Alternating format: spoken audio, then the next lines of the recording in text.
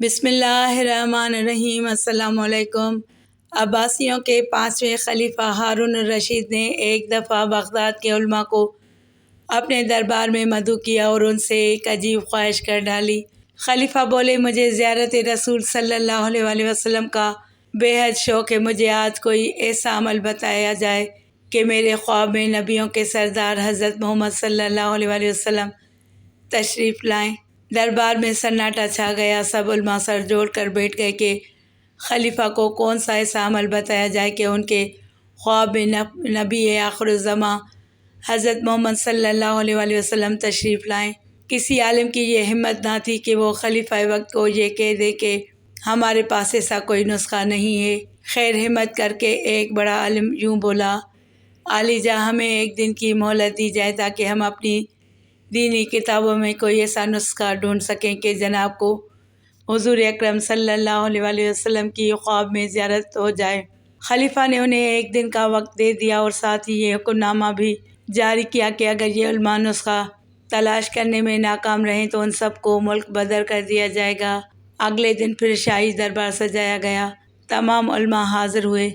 خلیفہ کے پوچھنے پر ایک عالم نے ہاتھ جوڑتے ہوئے عرض کی، عالی جاں اس شہر میں صرف ایک ہی شخص ہے جو ایسے معاملات کو حل کر سکتا ہے اور وہ بھی آپ کا دور کا رشتہ دار۔ خلیفہ ہارون کہنے لگا، کہیں تم بہلول دیوانے کی بات تو نہیں کر رہے ہو؟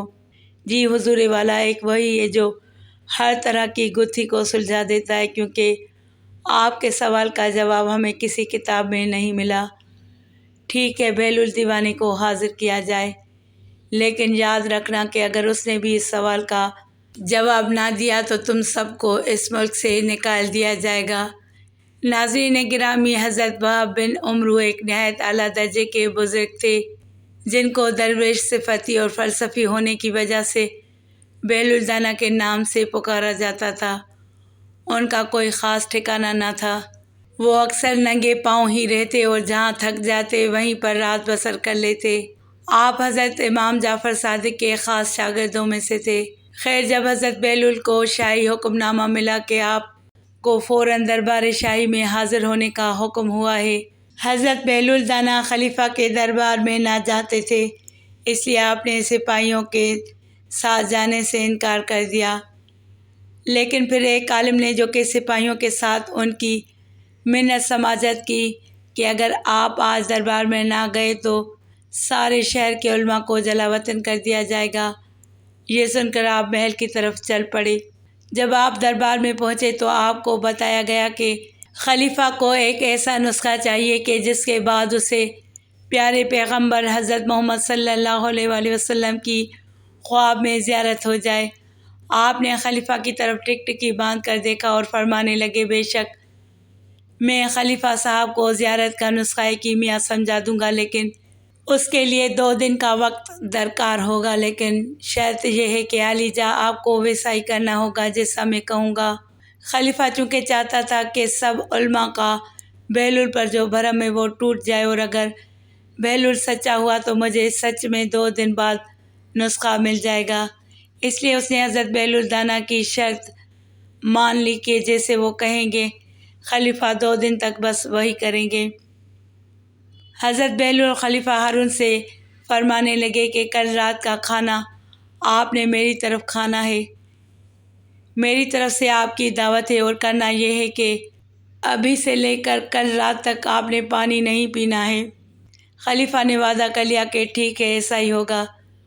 چنانچہ خلیفہ صاحب ساری رات پیاسے رہے اور اگلی شام بہلول کی جھونپڑی پر پہنچ گئے۔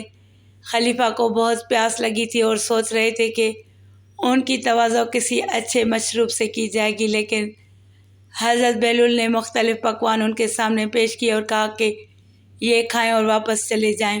چنانچہ پیاس کی وجہ سے خلیفہ صاحب زیادہ نہ کھا سکے اور واپس محل میں چلے گئے۔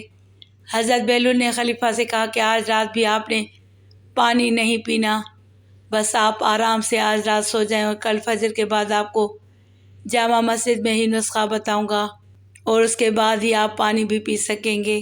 خلیفہ صاحب نے بڑی مشکل سے رات گزاری اور صبح سارا دربار اور علماء مسجد میں جمع تھے کہ بہلول آج وہ نسخہ بتانے والے ہیں کہ جس سے بادشاہ نبی پاک صلی اللہ علیہ وآلہ وسلم کو خواب میں دیکھ سکے گا۔ فجر کی نماز پڑھنے کے بعد حضرت بہلول خلیفہ سے مخاطب ہوئے، عالی جاں آپ کی رات کیسی گزری اور آپ نے رات میں کیسے خواب دیکھے؟ خلیفہ ہارون الرشید کہنے لگے، بہلول ساری رات خواب میں پانی ہی آتا رہا ہے، کبھی پانی پی رہا ہوتا تھا، کبھی دلکش پانی کے نظارے سامنے آتے تھے اور ابھی بھی بس پانی پینے کی ہی چاہت ہے۔ حضرت بہلول نے خود خلیفہ کو پانی پیش کیا اور خلیفہ نے خوب سیر ہو کر پانی پیا۔ اس کے بعد حضرت بہلول فرمانے لگے، جس چیز کی طلب ہمارے اندر شدت اختیار کر جائے کہ ہر وقت ذہن اور سوچ میں بھی وہی چیز ہو تو پھر وہی کچھ خواب میں بھی نظر آتا ہے۔